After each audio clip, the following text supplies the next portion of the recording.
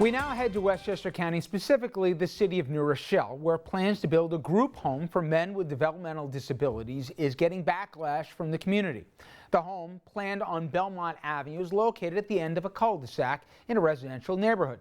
Now, some of those residents' arguments against the home, and they were pretty much universal, the community didn't want it, they revolved around issues like safety for children, property values, and largely the not in my backyard argument. New Rochelle Mayor Noam Bramson, he was at the meeting where these objections were voiced and at the time said nothing. When he went home, however, he wished he had, and he authored a very personal and remarkably transparent letter explaining why. Mr. Mayor, welcome. You have certainly gotten a lot of attention for this essay you wrote earlier this month on your website supporting a proposed group home despite opposition from both neighbors and city officials. And I want to save in the end some of the reaction you've gotten because I think that's almost as fascinating as the debate itself, the postscript to it. But this issue, it's not the first issue that's come up for your city or other cities around. The premise of a group home, and what we're talking about is for 4 adults with developmental disabilities, think autism like that. Right. Cities in every town in USA run up against this. Not bad people in communities, but they don't want them in their backyard, right? Well, that's exactly right. And I think in most respects, this is a very familiar story that's played out in similar ways, not just in New Rochelle, but throughout the region and throughout the country. Group homes, community-based residences are an alternative to institutionalization. They permit adults or others with disabilities, with developmental conditions, with autism, to live as independently as their circumstances and abilities permit. But there is often a degree of concern or fear, which sometimes hardens into intense and emotional opposition in the neighborhoods for which group homes are proposed. And that was certainly the case with respect to this group home. And that's not to say that the people who are opposing it are in any way bad people. So we go through the routine. The routine is that there's objection in the community. In fact, very loud objection in the community. You go to a hearing where those said members get up and they say their piece. And there was a lot of passion and a lot of seemingly unanimity in the crowd here. Not on our block, not in our area. Correct. You know, I observed the meeting, and I'd had a number of other conversations with neighbors. Nothing surprising that was said. Again, a familiar script that we've Give an idea to the public some of their objections. Well, I think concerns about safety, concerns about whether the block in question could still be used by children as a play area, concerns about property values, concerns about the fabric of the neighborhood.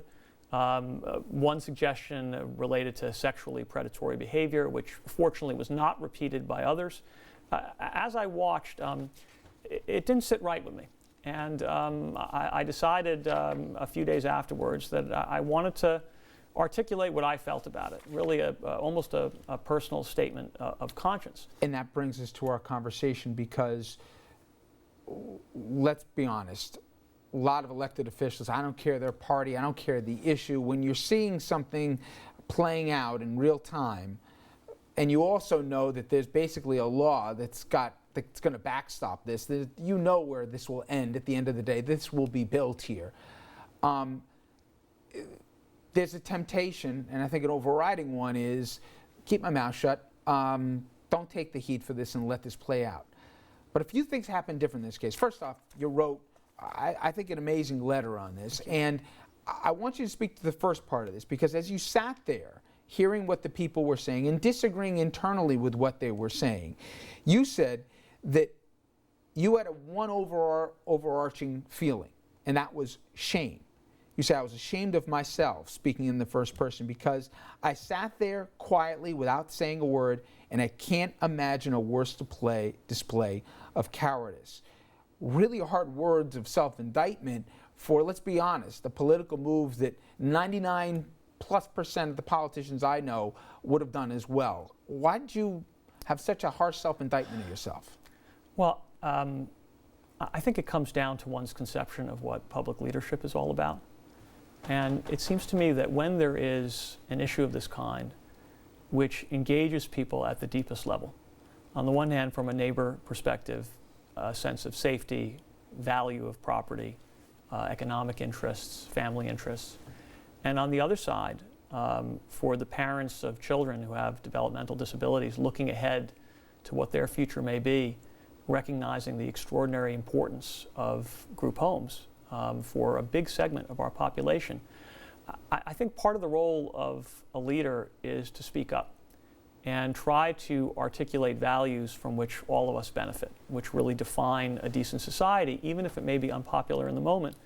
And I was disappointed in myself for not speaking up at that time, and perhaps putting something in writing as I did was a form of penance for my silence. Well, if I could, I can't give you enough kudos on this, because you put it on paper before, and we'll talk about the postscript of this story, but you said, because there's a cost to all this, meaning speaking up, to the cycle of too many politicians pretending to fight for people while really serving only themselves, elevating expediency over conscience, issuing nice-sounding assurances in exchange for applause, until eventually reality overtaking the empty pledges.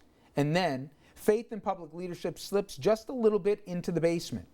After 2 decades in public life, I am neither naive nor pure. But there comes a point where someone has to say enough to all that, and I guess this is my moment. Silence is complicity. And the postscript to this is, you said, you go on to say here, I'm probably going to in fact take some heat for this. I'm going to anger some residents. And I know that if I was quiet, the home still would have been built in all likelihood. But you've been surprised by the reaction you've gotten, and, you know, pleasantly surprised. I've been astonished by it. I have received more responses to this than anything I have written or said in the 9 years I've been in this office. Hundreds of responses. In many cases, moving personal responses. People describing their families, their friends, their own experiences with group homes in their neighborhoods. Running, I'd say, a 50-to-1 positive. Beyond even the civic value to this, and we see this certainly play out, forget about it at the city level or even at the county or state level, on the national level all the time. I've always contended, and you've gone through a real life experience that you can apply it to, that the public is thirsting for authenticity. And they don't even have to agree with it.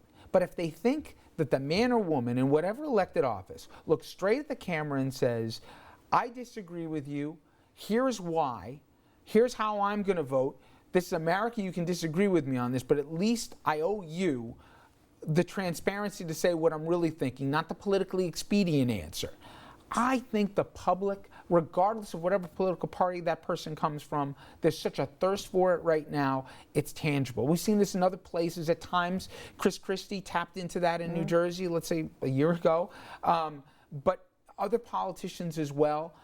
I'm shocked that more people don't take that chance to break through the morass that's politics today. I think that's very well said, and I agree with you. And in truth, even if the public reaction is not what you hope, you have to ask yourself, what are you in public life for in the first place? You know, the idea of running for office is not just to continue serving in office, it's to actually accomplish things and advance a set of values that you think are important. And if we want to have a decent society in which we recognize that all people have worth, we have to recognize that things like group homes are essential components of constructing that decent society. And all of us have a stake in making sure this works as well as it can. Well, hopefully we see scenes like this replicated, like I said, in all levels of government, not just in Westchester in a city, but in so many places. And I think that there'll be a pleasant surprise by a lot of folks by the receptions. Some political courage will go for. But Mayor, I appreciate it. Richard, it's a pleasure. Thank you very much. Thank you. Okay, and I suggest you read the letter in its entirety. RFL will wrap things up when we come back.